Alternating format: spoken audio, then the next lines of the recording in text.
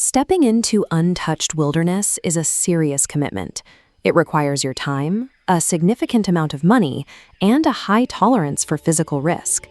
But there is a massive gap between cinematic expectations and actual biological reality. Most of us judge wilderness risk by imagining terrifying encounters with stealthy carnivores, completely ignoring the statistical data on what actually harms people. If you want to plan a safe expedition, you have to separate Hollywood monsters from objective biological reality. This matrix compares those two factors. On the vertical axis, we have perceived danger based on media hype.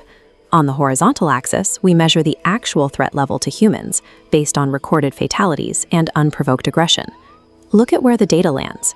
Highly feared carnivores like tigers sit down here, low on actual human fatalities. Meanwhile, heavily grazing, seemingly docile herbivores spike straight into the highest danger quadrant. We're going to analyze the biomechanics and behavioral triggers of the top jungle and savanna animals to build a true risk assessment. We will grade each threat on 3 strict factors: predictability, lethality, and the cost of mitigation. Cinematic assumptions lead to fatal proximity errors. Misunderstanding a behavioral trigger turns a planned observation into a lethal encounter. We start with the heavy herbivores. A placid appearance hides massive territorial aggression. A threatened African buffalo herd often launches coordinated counterattacks, using their collective mass to launch predators into the air. The hippopotamus has a different trigger. They strike when humans enter their blind spot or inadvertently cross the space between the animal and its water source. Weighing up to 3,000 kilograms and capable of running 30 kilometers per hour, the hippo ranks as the top cause of human wildlife fatalities in Africa. The white rhino compensates for extremely poor eyesight by relying on acute hearing and smell.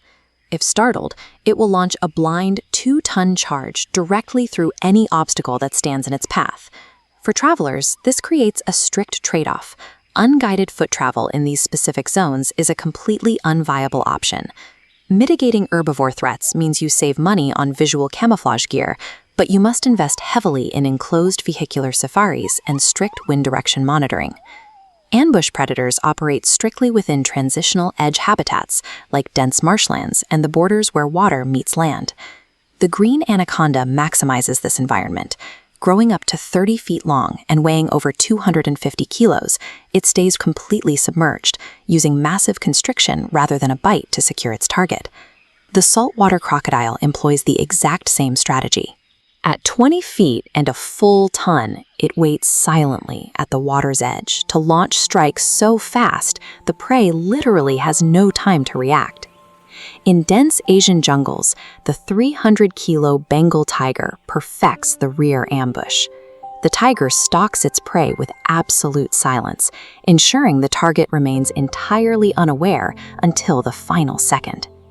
While these strikes are highly lethal, unprovoked human encounters are actually rare, provided the local ecosystem hasn't been depleted of its natural prey. Surviving ambush predator territory means sacrificing fast travel speed for hypervigilance. You have to hire specialized local spotters trained to read the environment before you take a single step. Next are the defensive giants. These animals possess physical capabilities that completely dwarf human strength. Consider the 200-kilo silverback gorilla. Their intense threat display, specifically the loud chest beating, is a clear territorial warning, not the start of a predatory hunt. The African elephant can weigh up to 6 tons, but they react defensively almost exclusively when they feel their calves are threatened. Both of these animals offer ample, distinct warning signs, like trumpeting and defensive posturing, long before they ever deploy actual physical force. Because these giants are highly predictable, their danger is almost entirely avoidable. The physical risk is eliminated simply by respecting their boundaries and backing away. This brings us to a biological showdown. What happens when apex predators are forced to hunt those same defensive giants?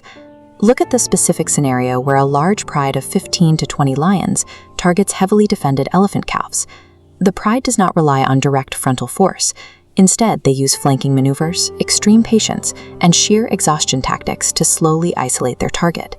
This teamwork completely neutralizes the elephant's massive evolutionary caloric investment in sheer physical size.